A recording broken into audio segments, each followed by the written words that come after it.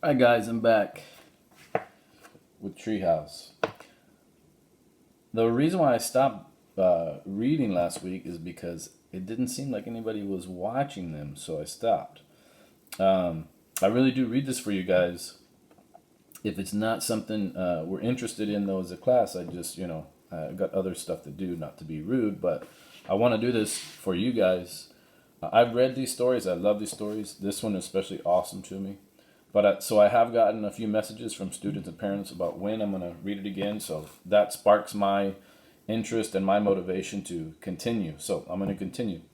Again, I like all the Treehouse books, but there's some that are just extra special to me. This is one of them because of this ending that happens. So where we left off, there was a cowboy telling them with a gun, which is pretty scary, right? To put their hands up. And we're going to meet him right now in chapter 5. Slim. We're not horse thieves, said Annie. Well then, what are you doing with my horse here? He said. Some bad guys came through town with his mother, said Annie. They left him behind because he was too slow. Yep. Must be the rustlers that stole my last 5 Mustangs, the cowboy said. Who are you? Said Jack. I'm a Mustang herder, the cowboy said. They rode through town. Then Sunset showed up all alone, said Annie. We're taking him to his mother. Sunset? The cowboy said. Yep, Annie smiled. I named him. The cowboy put away his 6-shooter. Well, you're pretty brave to try and rescue him, Smiley, he said. Thanks, said Annie. Jack cleared his throat. A Mustang needs his family, he said. The bond between a mare and her young is very strong. The cowboy looked at Jack. Whoa, you're pretty smart to know that, Shorty. Shorty, said Jack. Every cowpoke's got to have a nickname, said the cowboy. What's yours? Said Annie. Slim, said the cowboy. My name is Slim Cooley, and this is Dusty. He patted his horse. That fits, said Annie. Jack agreed. Slim was Slim and Dusty was Dusty. So tell me, Slim said, how did you two brave young smart'uns end up in Rattlesnake Flats? Jack caught his breath. He didn't know how to explain it. The stagecoach, said Annie. We begged the driver to let us off, but I think we made a mistake. Slim looked around. I'll say, he said. When the next stagecoach comes through, we're leaving, said Annie.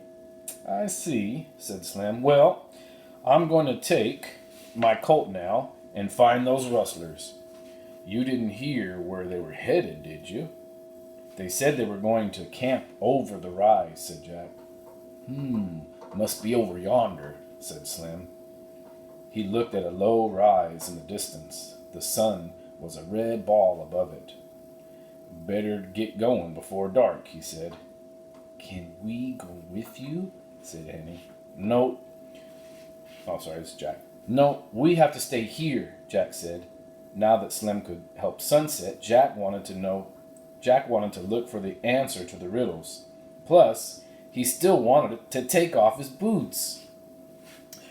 Shorty's right to be scared, Slim said to Annie. This is no job for youngins.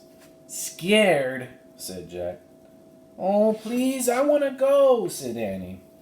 Slim looked at Jack. What do you want, Shorty? For starters, he wanted Slim to stop calling him Shorty. And he wanted Slim to think he was brave. Sure, I want to go, said Jack. What about your stagecoach? Asked Slim. It's not coming until tomorrow, Annie said quickly. Well, Slim scratched his chin, I reckon I could use some brave, smart help. But you have to do everything I say. We will, said Annie. Can I ride Sunset? I wouldn't say yes to many kids, Smiley. But you seem to have a knack with horses, said Slim. Now, hang on tight to his mane. I'll just pull him along behind me. Slim slipped the rope off the post. Then he held his hand out to Jack. Put your foot in the stirrup, Shorty. Grab my hand, said Slim. Jack did as Slim did. Slim pulled him onto the front of the saddle. Jack held onto the saddle horn. Sit tight, said Slim. It's not far. Slim snapped his reins. Whoopsh. Dusty took off with Sunset right behind him. Jack bounced up and down. His boots hurt. The sunlight blinded him. Giddy up, said Slim.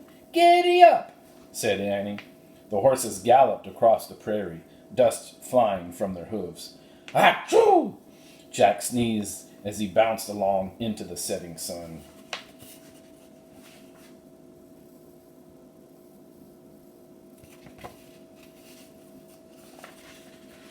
Chapter 6. Split the Wind. The sky was dark by the time they got to the rise. The wind was cool, almost cold. Whoa, said Slim. Dusty slowed to a halt. They're camped down there, Slim said in a low voice, in that patch of trees. Jack saw a campfire at the bottom of the slope. He saw the horses gathered in a dark clump. One let out a loud whinny. Hear that, said Slim.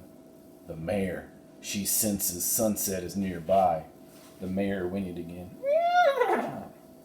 Sounds like she's tied to a tree, said Slim. I think the rest of the herd are loose. What's our plan? Whispered Jack. Smiley, you stay here and guard Sunset, said Slim. Right, said Annie. Shorty, you and I ride down near the camp, said Slim. You keep Dusty quiet while I cut the mare loose. How do you keep a horse quiet? Wondered Jack. Once the mare's loose, she'll break for Sunset, said Slim. Then you and Sunset take off, Smiley. Got it, said Annie. Then we'll split the wind, said Slim. What's that mean? Wondered Jack. Till we get to Blue Canyon, said Slim. Where's that? Wondered Jack. All set? Any questions? Asked Slim. Nope, said Annie cheerfully. Yup, about 1,000,000, thought Jack. Okay, partners, said Slim. See you soon. Smiley? Come on, Shorty. Have fun, said Annie. Fun, thought Jack. Is she nuts? Our lives are at stake. Slim snapped his reins. Dusty started down the rise. Their way was lit by a nearly full moon and millions of stars. Maybe now I can ask Slim some questions, thought Jack. But just then, voices came from the rustlers' camp. They were mean voices, followed by mean laughter. A chill went through Jack. Dusty halted. This is far enough, whispered Slim. He slipped off Dusty. Keep him here, Slim whispered to Jack, and keep him quiet. Wait, whispered Jack. He needed more information, but Slim was gone. Jack gripped the reins and held his breath. He hoped Dusty wouldn't do anything. For a moment, Dusty was still, but then he snorted and began walking. Oh no, thought Jack. He tried to think of the rules on how to treat a horse. He remembered a soft hand, a firm voice. He patted Dusty slowly.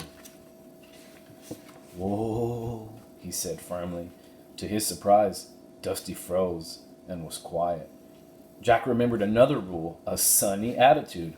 He patted Dusty again. Don't worry, he whispered. Everything's going to be fine. Just then a loud whinny came from the herd of mustangs. They began moving up the sunlit slope. Hey, the horses, a rustler shouted. A gun went off. Oh, Jack ducked. Come on, Shorty, came Slim's voice. Jack looked up. Slim was riding the mare. Jack was shocked. He had thought that Slim was coming back to ride Dusty. Instead, Slim rode right past him. As he got close to Annie, she took off on Sunset. The mare galloped after Sunset. and the band of mustangs galloped after the mare. Bang, bang!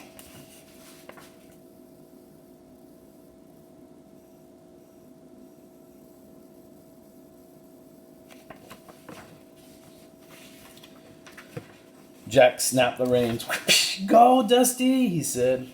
Dusty leapt after the mustangs. Jack nearly fell off. He clutched the reins in one hand and the saddle horn in the other. Bang, bang! The rustlers were on their horses now. They were getting closer. Hurry! Jack cried. Dusty cleared the rise in an awkward leap. Jack started to slip off the saddle. He let go of the reins and he tried to hold on to the saddle horn, but his weight pulled him down. He closed his eyes as he fell to the ground. Bang, bang! One man, thought Jack. Oh man, thought Jack. This is the end. He opened his eyes. Dusty was looking at him. Jack scrambled up and tried to climb back into the saddle. It was hard without Slim's help. As Jack struggled, he heard shouts from the rustlers. Their horses gave high-pitched neighs. Jack looked back. A shimmering white figure was moving across the top of the rise. The rustlers' horses were panicked and backing away. Jack didn't have time to think about what he was seeing. He knew it might be his only chance to escape. Using all his strength, he pulled himself into the saddle. Go, Dusty, go, he shouted. Dusty took off at full gallop over the prairie. Jack held on for dear life as they split the wind. All right, tomorrow we will read 7 and 8.